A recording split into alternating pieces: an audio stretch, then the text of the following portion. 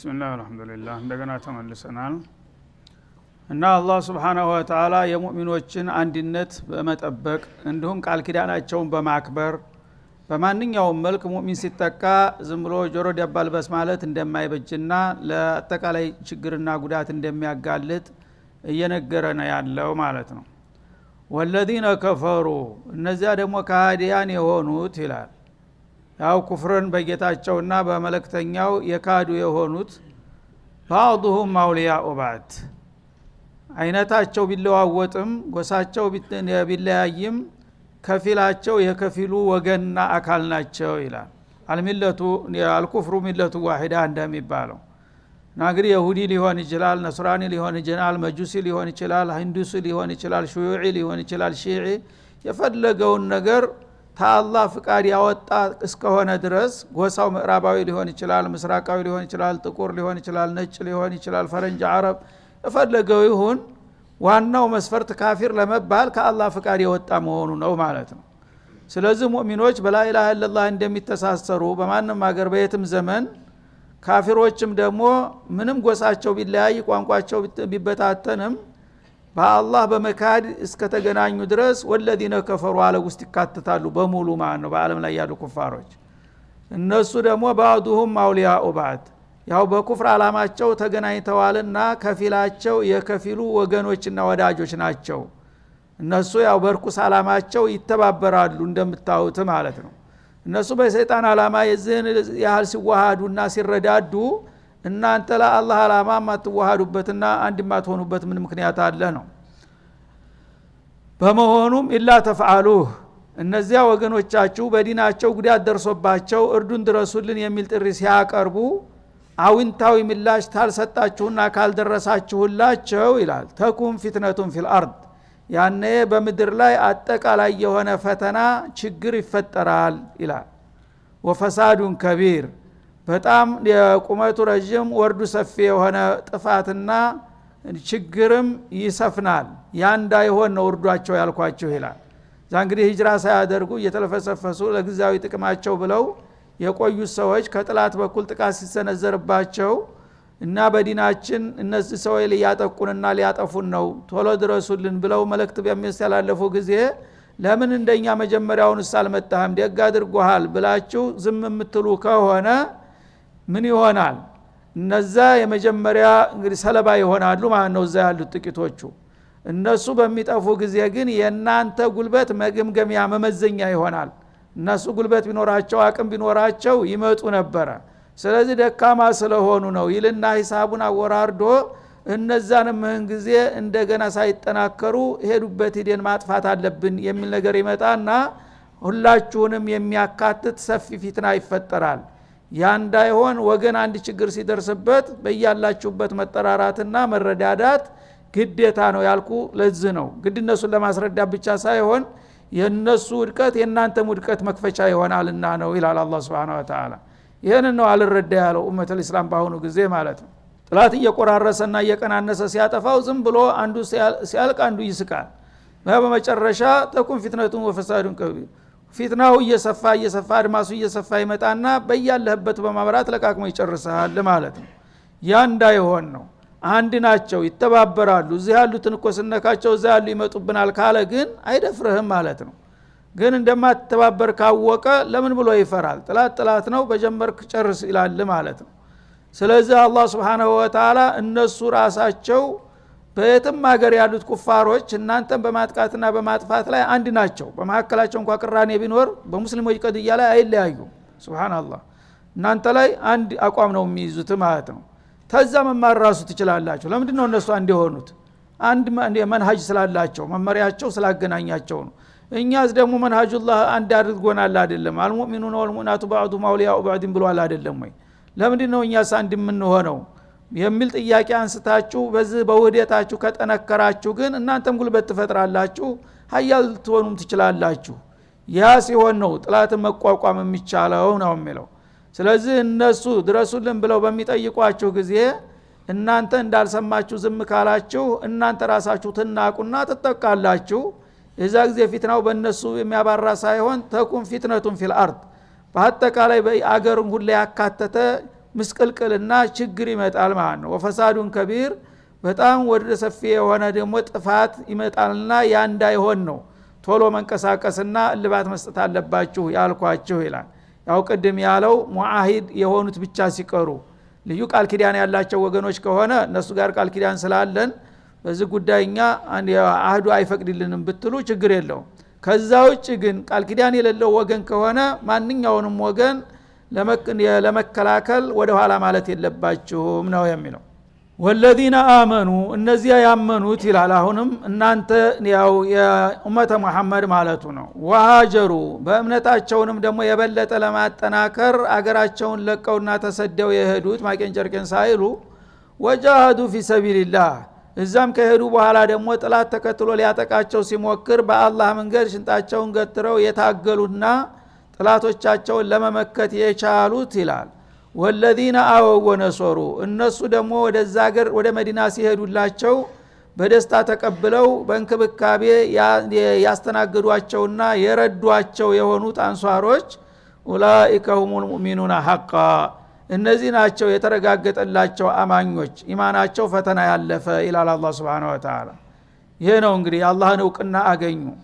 እንግዲህ እነዛ በመካገር ያ ሁሉ መከራ ሲወርድባቸው ለ13 አመታት ያህል ሰቆቃ መከራውን ሲጋቱ ከርመው በመጨረሻ አላህ ሂጅራ ፈቀድኩላችሁ ሂዱ ሲላቸው ሁሉም ያው በጣም ተጥቂቶቹ በስተቀር ስንት ሀብታሞች ባለጸጋዎች ነጋዴ ከበርቴዎች ባለርስቶች መኳንንት መሳፍንቶች የነበሩት ሁሉ ተዲኔ በላይ ምንም ነገር የለም ብለው የዕለት ቁርሳቸውን እንኳን ሳይዙ ጨለማ ለብሰው በሌሊት ነው ብዙዎቹ የሄዱት ፈልሰው ማለት ነው።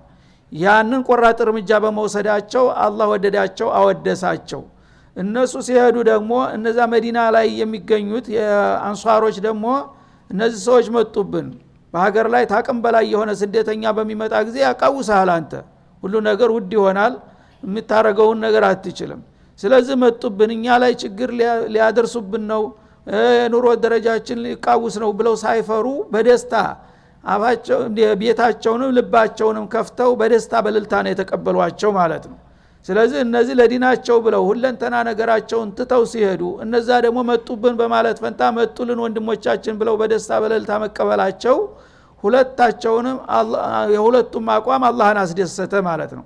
በመሆኑም ሁላችሁም እናንተም ለተለያዩ ጥቅሞችን ትታችሁ ለኔ ዓላማ በመሄዳችሁ እነዛም ደግሞ እናንተም በደስታ ተቀብለው በማስተናገዳቸው እምነታችሁን አረጋገጥኩላችሁ። ኡላኢከ ሁሙል ሙእሚኑና ሐቃ የዛ አይነት እርምጃ የወሰዱት ሙሃጅሮቹም ሆነ አንሷሮቹ በትክክል በእኔ ዘንዳ የተረጋገጠላቸው አማኞች ይላሉ እነሱ ናቸው ይላል። በመሆኑም ወረታቸው ምን ይሆናል? ለሁም መግፊራ ለነሱ ሰፊ ምህረት ይታደላሉ። እንግዲህ ታውን ቀደም ሰው ናቸውና የተለያዩ ጥፋቶችና ጉድለቶች ቢኖርባቸው በዚህ ቅዱስ ዓላማ ላይ የተሳተፉት ሙሃጅሮችም ሆነ አንሷሮች አላህ Subhanahu Wa Ta'ala ላለፈው ወንጀል ሁሉ በሙሉ ነጽነት አውጆላቸዋል አለ።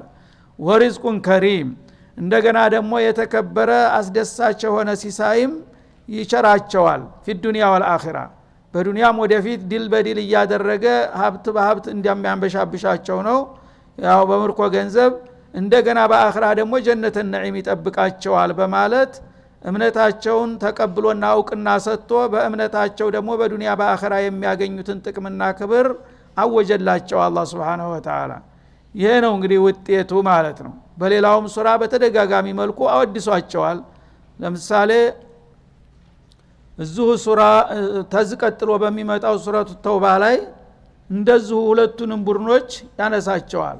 والسابقون الأولون من المهاجرين والأنصار والذين اتبعوهم بإحسان رضي الله عنهم ورضوا عنه وأعد لهم جنات تجري تحتها الأنهار خالدين فيها أبدا ذلك الفوز العظيم إلى سورة التوبة لك 100 ቁጥር ላይ ማለት ነው። 100 ቁጥር ሶፍሐው መዞሪያ መጀመሪያው አያት 200 ገጹ 203 ላይ ማለት ነው። 203 ገጽ መጀመሪያው ላይ والسابقون الأولون من المهاجرين والأنصار والذين اتبعوهم بإحسان رضي الله عنهم ورضوا عنه وأعد لهم جنات تجري ሲል ሁለቱንም ቡድኖች ወዳጆቹን አወደሳቸው። والسابقون الأولون የመጀመሪያዎቹ ግንባር ቀደም አማኞች አላቸው እና አቡበክርና አብሯቸው የነበሩትን ማለት ነው። የመጀመሪያ የቀዳሚዎቹ ሚነል ሙሃጅሪነ ከስደተኞች ወለ አንሳር እንደገና ወደ መዲና ሲሄዱ ደግሞ እነሱን ተቀብለው ያጠለሏቸውና ያቋቋሟቸው የሆኑት ግንባር ቀደም አማኞች ወለዲነ ተበዑሁም ከዛም በኋላ እለት በለት ቀን በቀን እነሱን እየተከተሉ በዚሁ ቅዱስ ዓላማ ላይ የተቀላቀሉ የሆኑት ይላል ቢኢህሳኒን በመልካም በሰናይ ተግባራቸው እየቀጠሉና እየተከተሉ የመጡት ሁሉ ረዲየላሁ ዐንሁም አለ አላህ ከነሱ ወደደላቸው አላህ ተቀበላቸው አለ እና ይሄ እንግዲህ ትልቅ ሸሃዳ ነው ለአላህ Subhanahu Wa Ta'ala ዓለም አቀፍ ሸሃዳ ይሉሃል ይሄ ነው ማለት ነው ተረበል ዓለሚን የተሰጣቸው ሜዳሊያ ነው ረዲየላሁ ዐንሁም አላህ ወደዳቸዋል ወረዱ ዐንሁ እነሱም ደግሞ በዚህ እርምጃቸው አላህን Subhanahu Wa Ta'ala አስደስተዋልና እሱም ባጠፋው ደግሞ ወደው እስተሚጠሉ ድረስ አስገራሚና አስደሳቸው ሆነ ሽልማት እንደሚሰጣቸው ነው አለ ወአደለሁም ጀናት በዘላቂው ዓለም ተክልታማ የሆነችውን ጀነተ ነዒምን አዘጋጅቶላቸዋል ተጅሪ ተህተሃል አንሃር እና በዛይ በአትክልታማ ሀገራቸው ስር የተለያዩ ጅረቶች የሚፈርጩባቸው የሆነ አገር ኻሊዲነ ፊሃ አበዳ በሷ ዘላለም ኗሪ ዘውታሪ ሲሆኑ ይቀጥላሉ ذلك الفوز العظيم ታላቅ እድል ማለት ይሄ ነው የማንኛውም እድል ሊወዳደረው የማይችል የእድሎች ሁሉ እድል ይሄ ነው ይላል ማለት ነው በዚህ መልኩ እንግዲህ አላህ ወዳጆቹን ታላቁን ፈተና በመወጣታቸውና ኃላፊነታቸውን በብቃት በመወጣታቸው አወደሳቸው ለእምነታቸው ዕውቅና ሰጠ እንደገና ወረታቸውንም አረጋገጠላቸው ጀነተ ነዒም እንደሚያወርሳቸው ማለት ነው እና የመጀመሪያው ሽልማት ሁሙ ሷዲቁን የሚለው ነው በእምነታቸው እርግጠኞች ማለት እነዚህ ናቸው አለ ከዚህ በታቸው ሆኑት ግን አማይነን እያሉ ነው ግን ዕውቅና አልተሰጠም ሁሙ ሷዲቁን የሚለው ሙቃቢሉ ምንድነው ገሌ እውነተኛው አማኝ ገሌ ነው ከተባለ ምን ማለት ነው ሌላው ውሸተኛ አማኝ ሊሆን ነው ማለት ነው ያኛው ሁሙ ሷዲቁን እኛ የትኛው ባርት ነው ያለ ነው እሺ ሁሙ ሷዲቁን ወይስ ጥያቄው እንግዲህ የትናንቶቹን አይደለም እኮ የሚያወራው አሁንም ያው ነው ነገሩ መስፈርቱ ነው የሚገዛ ስለዚህ ይሄን ያሟሉ ኡላኢከ ሁሙ ሷዲቁን በእምነታቸው አማይነን ብለው መፈከር አሰምተዋል ያ እምነታቸው ልክ ነው ከልባቸው ነው ብዬ የመመሰክርና ማረጋግጥላቸው እነዚህ ናቸው አለ ከዛ በኋላ ያለውስ ቢያንስ እንጃ ሜዳ ነው ማለት ነው የት እንዳለ ማረጋገጫ እስከሚመጣ ድረስ ይጠብቅ እነዚህ ግን ዕውቅና ተሰጣቸው ይህችን ደግሞ የዕውቅና በዚሁ ሱራ ውስጥ ሁለት ጊዜ ነው የደገማት በመነሻው ታስታውሱ እንደሆነ መግቢያው አካባቢ ላይ ልክ እንደዚሁ ብሎ ነበር የገባው ሱረቱል አንፋል ስንጀምር ማለት ነው ምንድነው የሚለው ኢነመል ሙእሚኑን ታንድ እስተ2 ቁጥር ባለው ኢነመል ሙእሚኑን الذين اذا ذكر الله وجلت قلوبهم واذا تليت عليهم اياته زادتهم ايمانا وعلى ربهم يتوكلون قالنا الذين يقيمون الصلاه ومما رزقناهم ينفقون قال በኋላ ምን አለ ኡላኢከ ሁሙል ሙእሚኑና ሐቃ ነፍስ الشيء አንድ ሱራ ላይ በመግቢያውና በማጠቃለያው ላይ የእምነት ሰርተፊኬት ተሰጠለ ተወዘዕ ለአንሷሮችና ለሙሃጅሮች ማለት ነው ይሄን እንግዲህ ማንም ሊሽረው ሊቀይረው የማይችል የመጨረሻ ዓለም አቀፍ ዶክተሬት ተሰጣቸው ማለት ነው በኢማን እና በእምነታቸው የተረጋገጠላቸው ማንም ሰው በእነሱ ኢማን ላይ ተችክል ያረግ የማይችል የለየላቸው አማኞች ይሏል እነዚህ ናቸው ይላል አማኝነታቸውን ካጸደቀና ዕውቅና ከሰጠ በኋላ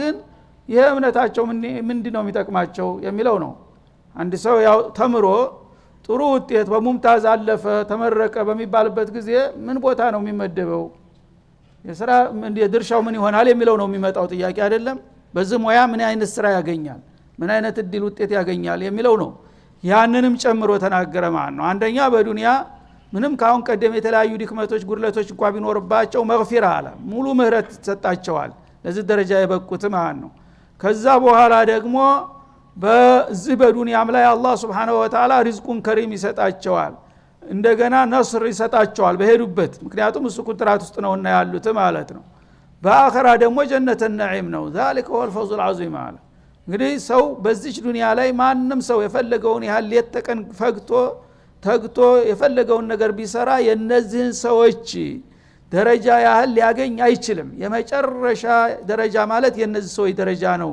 በማለት አላህ አረጋገጠላቸው ማለት ነው ስለዚህ ደግነቱ ወለዲነ ተበዑሁም ማለት ሹፍ በእነሱ ላይ ፋይሉ አልተዘጋም የፈለገ ሰው ሁሉ የነዚህ ሰዎች አባል መሆን ይችላል ትናንትም ዛሬም ነገም ክፍት ነው ማለት ነው እዛ ላይ እንግዲህ ለነሱ ይቺ ልዩ እድል ናት ሎተሪ ናትና ሌላው አርፈ ተቀመጥ ቢባል ኑሮ ከንፈር እየመጠጡ ዝም ነበር የሚባለው ግን ጎበዝ የሆነ የፈለገ አሁንም መግባት ይችላል ኮንትራቱ አለ ክፍት አደረገው ወለዲነ ተበዑሁም ቢኢህሳን እነሱ በዚህ ደረጃ አላህ የተቀበላቸውና ያወደሳቸው ለምንድን ነው እሱ የሚፈልገውን እርምጃ ስለወሰዱ ነው ስለዚህ እነሱን የተከተሉና በዛ መስመር ላይ የቀጠሉት ሁሉ የነሱ አይነት ድርሻ ይኖራቸዋል ብሎ እድሉን ክፍት አደረገ አላህ Subhanahu Wa Ta'ala ይሄ እስከሆነ ድረስ ተስንፍናና ተፍራት በስተቀር የነሱን እድል ለማግኘት የሚከለክልህ ነገር የለም ማለት ነው አንተ ማግኘት ትችላለህ ብትፈልግ ችግሩ አለመፈለጋችን ነው ሌላም ሱራ ላይ ብዙ ጊዜ ነው ያሰመረበት ይሄን ነገር ማለት ነው ለምሳሌ ሱረቱል ሐሽር ላይ ምን ይላል للفقراء المهاجرين الذين خرجوا من ديارهم في سبيل الله بأموالهم وأنفسهم يبتغون فضلا من الله ورضوانا وينصرون الله ورسوله أولئك هم الصديقون ይላቸዋል እዛም እንደገና ማለት ነው እነዚህ ታገራቸው ሚልሱት የሚቀምሱት እንኳን ሳይዙ የለት ስንቅ ሳይዙ ታገራቸው ተቤታቸው ተንብረታቸው ከቤተሰባቸው ለኔ ብለው ተፈናቅለው የወጡት ይላል ወለዲነ ተበወ ዳረ ሙሃጅሩ አንሷሮችን ደግሞ እነዚህ በዚህ መልክ ሲሄዱ ደግሞ እነዛ ቀደም ብለው አገሪቱን የያዙት የመዲና ነዋሪዎች ደግሞ ተበወ ዳረ ወልኢማን አለ አገሪቱንና እምነን አስቀድመው የተፈናጠጡ የሆኑት ጎበዞች ደግሞ እነሱን ተቀብለው በማስተናገዳቸው እነዚህ ናቸው የኔ ወዳጆች ይላል በየቦታው ደጋግሞ ነው የሚያሰምርበት ማለት ነው ይሄ ሁሉ እንግዲህ ያገኙት ለምንድነው ራሳቸውን ስሜታቸውን ንብረታቸውን ጉልበታቸውን ግዚያቸውን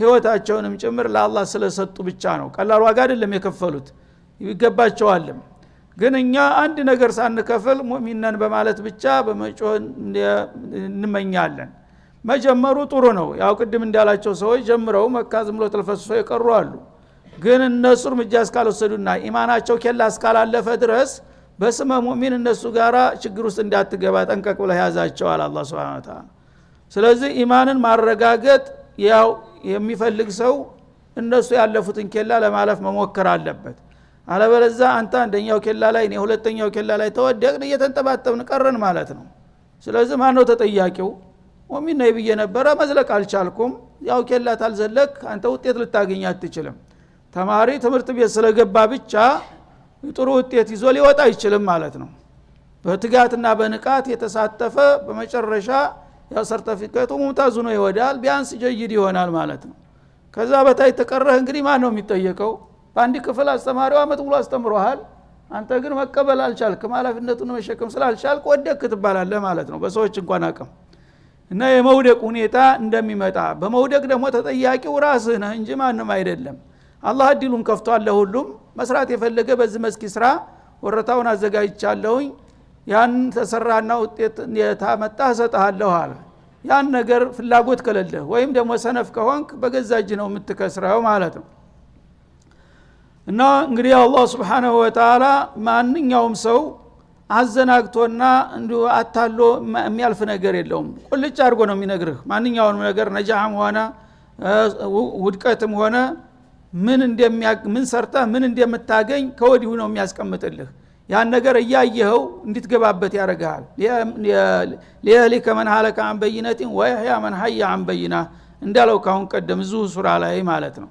ጥፋትም የመረጠ እያየ እንዲጠፋ እድገት የመረጠ ደግሞ እያየ እንዳዲግ አረጋዋለሁኝ ሐቁ ይሄ ነው ይሄን የሰራ ይሄን ያገኛል ይሄን ታልሰራ ደግሞ አታገኝም እንዳውም በወንጀለኝነት ትጠየቃለህ ታለ በኋላ ምርጫውን የራሳችሁ ይተውላችኋል ነው የሚለው ስለዚህ ይሄንን መገንዘብና ቢያንስ አንድ ሰው አቅም ከሌለው አላህ ያውቃል አቅም እንደሌለው ግን ቢያንስ በኒያ ደረጃ ቢያንስ በቃላት ደረጃ ቢያንስ በወገናዊ ስሜት ደረጃ ሙእሚን ነኝ ብለህ ሲያበቃ ጸረ ኢማን ጸረ ሙእሚን ሆና ልትገኝ አይገባህም ማለት ነው እና ብዙዎቹ አሁን የሚያስጨንቃቸው ጊዜያዊ ኑሯቸው ነው እንዲተወንኩኝ እንዲባላለሁ እንዲደረጋለሁ ሱብሃንአላህ ኢማኑ የተሄደ እሺ አላህስ አይፈራም አላህ አይፈራም የነሱ ሰው ጀሃነም ይበልጣል ወይስ የአላህ ነው? ስለዚህ በጣም ቆም ብሎ ማሰብ የሚያስፈልግ ነገር ነው። በይሉንታ የሚሆን ነገር የለም። ሚን አህለይ ነው የሚለው አላህ Subhanahu Wa Ta'ala። ስለዚህ በትንሿ ነገር ማንነታችን እየተፈተነ ነው ያለው። እንደነሱ ከበድ ያለ ነገርማ ቢመጣ ማን እንደሚያልፍ አላህ አዕለም። ግን እኛ እዚህ ግባ በማትባለው ነገር ኢማናችን ልክ እፍ ቢሏት በእና የምትጠፋ እየሆነች ነው ያለውና እነዚህን ነገሮች መስማት ብቻ ሳይሆን መረዳት መቻል አለብን። ከተረዳም በኋላ ደግሞ እኔ ይሄ ሁሉ ነገር እኮ ይመለከተኛል፣ ነገ አማም አላህ እጠየቃለሁ፣ በስሜቴ በእንቅስቃሴ በድጋፌ ከማን ጋር ነው ያለሁት የሚለው ጥያቄ ታሁኑ መልስ ሊያገኝ ይገባዋል ማለት ነው። ስለዚህ ነገሌ እንዲህ ይሉኛል ነገሌ እንዲህ ያረጉኛል እያል አላህን Subhanahu Wa Ta'ala እንደ ትርፍ ነገር የምናይ ከሆነ የባሰ ችግር ላይ ነውና የምንወድቀው። ኡላኢከ ሁሙ ሷዲቁን የሚለው መፍሁመል ሙኻለፋ ይሄን ያሟሉ እውነተኞቹ አማኞች እነርሱ ናቸው፣ እነርሱ ብቻ ናቸው በአዳተል ቀስር አድርጎ ነው። እነ ኡላኢከ ሁሙ ሷዲቁን ላ ገይሩሁም እንደማለት ነው ሙፈሲሮች የተስማሙበት ማለት ነው። ከዛ እውነተኛ ሙእሚኖች እነዚህ ብቻ ናቸው ከተባለ ሌሎቹ ግን ውሸተኛ ሙስሊሞች ናቸው። ስማቸው ሙስሊም ነን ይላሉ ግን ከቃል አላለፉም ማለት ነው። እና ወለዲና ሀጀሩ ፊ ሰቢልላህ ወለሁም መግፊረቱን ወሪዝቁን ከሪም ያንን እንግዲህ ጌታ ያስቀመጠው መስፈርት በብቃት ከተወጡ ግን አላህ አንደኛ እምነታቸውን እውነተኛ መሆናቸውን መሰከረላቸው። ማንንም ሰው ከዛ በኋላ በእነሱ ኢማን ተሽክል ያረግ ቢሞክር ራሱ ይከፍራል። አላህ ያው አንድ ሰርቲፊኬቱን ሰጥቷቸዋልና ማለት ነው። ስለዚህ እንደሚያሳየው ለምሳሌ እንደ ሺዓ ያሉ ፊረቆች እና አቡበክርን እና ዑመርን እና አሸረቱ ሙበሸራ እና አህለ ስንቶቹን አጅላዎች ይጠረጥሯቸዋል፣ ከኢማን እንዲወጡ አድርገው ይወስዳሉ። ይሄ አያት እነዛን ሰዎች ያከፍራቸዋል ማለት ነው። ለምን ኡላኢከ ሁሙል ሐቀን እያለ ነው አላህ።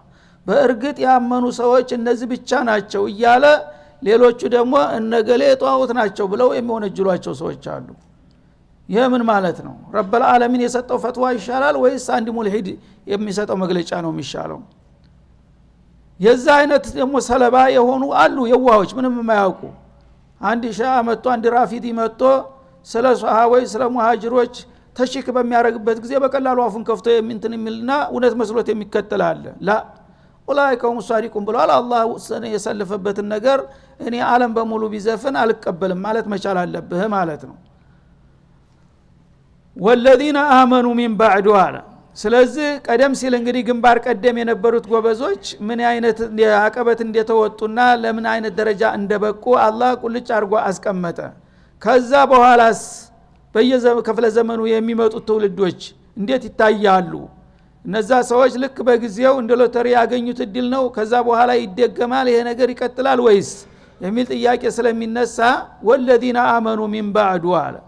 ከነዛ ከወርቃማና ምርጥ ከሆኑት ትውልዶች በኋላ ቆይተውና ዘግይተው የሚመጡትና የሚያምኑት ደግሞ ይላል።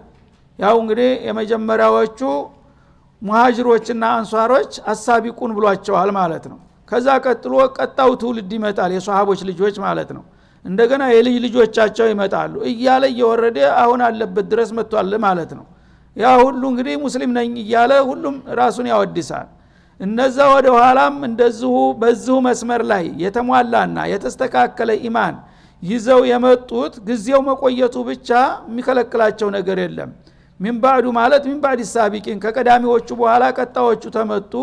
ወሃጀሩ እነዛ ቀዳሚዎቹ በጊዜያቸው አገራቸውን ለቀው እንደሄዱ ለዲናቸው ብለው እነዚህም ደግሞ ትውልዶች ተመሳሳይ ችግርና ጥቃት ሲደርስባቸው ለአላህ ብለው እንደዛው አገር ንብረታቸውን ትተው የሚሄዱ ከሆነ ወጃሃዱ በዛውም ላይ ጥላት ደግሞ ሊያሳድዳቸውና ሊያጠቃቸው ተሞከረ የአባቶቻቸውን ታሪክ በመመለስና በማደስ እንደገና የታገሉ የሆኑት እነዚህም የእናንተን ስራ ረጅም ባጭር ተከታትለዋልና ምን ይሆናል ውጤታቸው?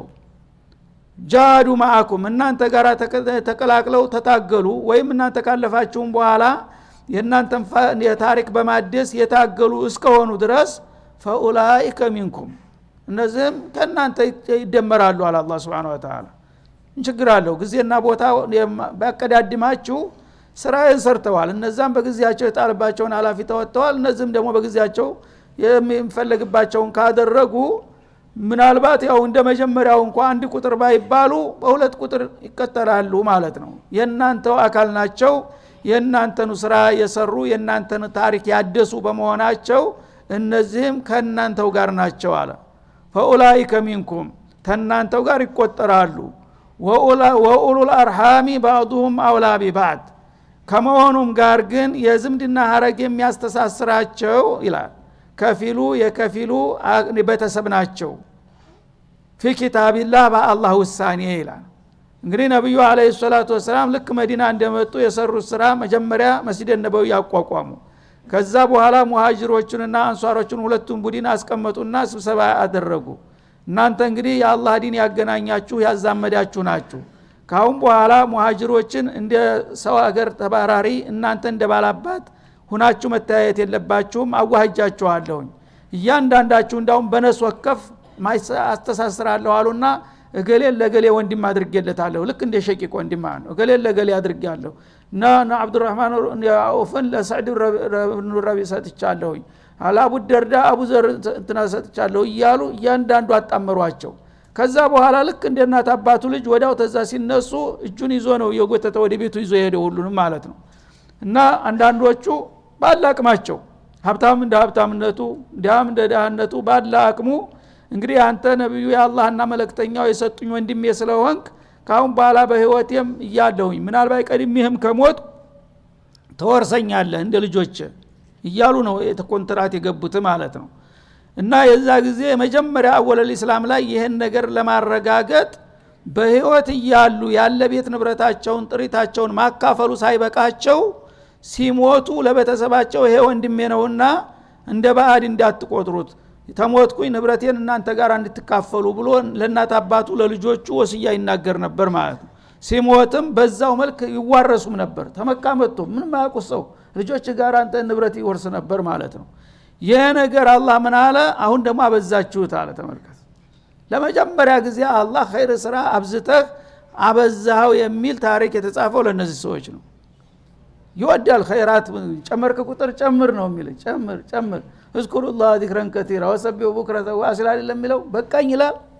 ግን አሁን ማን አላችሁ አለ ደግሞ ልጅ ጋራ ባዕድን አሰልፋችሁ ውርስ መስጠት በህይወት እያለ አቋቁመው ወርዳው ነው ያልኩት እንጂ ውርስ ማድረስ መሄድ አይገባችሁምና ወኡሉል አርሃሚ ባዕዱሁም አውላ ቢባዕድ ውርስ ላይ በምትመጡ ጊዜ የዝምድና ሀረግ የሚያስተሳስራችሁ ሰዎች ፈራኢድ ላይ ማለት ነው ለአህለል ፈርድም ፈርዱን ለአሶባውም አሶባውን ይሰጣል እንጂ ምንም ዝምድናው የማይታወቅ ባዕድ መጥቶ እንዴት ልጅ ጋራ አባት እናት ጋራ ይወርሳል? ይሄ ደግሞ ተሚገባው በላይ ሄዳችሁና አሁንስ አበዛችሁ እስከመባል ሄዱ ጎበዞቹ ማለት ነው። እኛ ግን የፈለገውን ነገር ምን ሰራ በቃችሁ እንኳን አንባልም እንኳን አበዛችሁልን ባል ማለት ነው። ምን ተይዞ ጉዞ ገና በ105 በ103 ነው ያለው ገና። እነሱ ግን ተሚፈለግባቸው በላይ አልፈው ሂዶ ወኡሉል አርሃሚ ባዕዱሁም አውላ ቢባዕዲን በህይወት እያላችሁ እርዷቸው አቋቁሟቸው ነው እንጂ አልኩት። ስትሞቱ ልጆቻችሁ ጋራ ውርስ ንብረት ይካፈሉ አላልኳችሁም? ይሄን አታብዙት እዚህ ላይ ትቆማላችሁ አላቸው። ፊ ኪታቢላህ ማለት ፊ ቀዷኢላህ በአላህ ውሳኔ ዝምድና የሌለው ሰው ሰውን ይውረስ አልተባለም። ውርስን ለቤተሰብ አላቸው ማለት ነው። ኢነላህ ቢኩሊ ሸይን ዓሊም አላህ በሁሉ ነገር አዋቂ ነውና በዚህ መልክ እንግዲህ የኔን ጥሪ በማክበራችሁና የሚጠበቅባችሁን በመስራታችሁ አመሰግናችኋለሁ። ውርስን በተመለከተ ግን በዝምድና ሀረግ መሄድ አለበት በማለት አወድሶና አርንቆ ደመደመ ሱራውን ማለት ነው። ይህ ነው እንግዲህ የነዛ ጎበዞች ዝናና ታሪክ ማለት ነው። ወይን አሁን ያለነው ታዲያ ተዚህ ሲታይ ምን ይግባ ይባላል። ይሄ ነው ብዙ ጊዜ ሰውን የሚያበሳጨው ማለት ነው። ራሳችንን ማታለል ራሳችንን መሸንገል ምንም ሳንሰራ ምንም ራሳችንን ከፍ ማድረግ አይገባንም። እነዛ ሰዎች ብዙ አፈርደም በልተው ብዙ መስዋዕት ከፍተው ነው ይሄን ሁሉ ደረጃ ሊያገኙ የቻሉትና እንደነሱ እንኳን ለመሆን ባይቻል የተወሰነ ነገር መሞከር መፍጨርጨር ይኖርብናል ነው። هذا صلى الله وسلم على النبي وعلى اله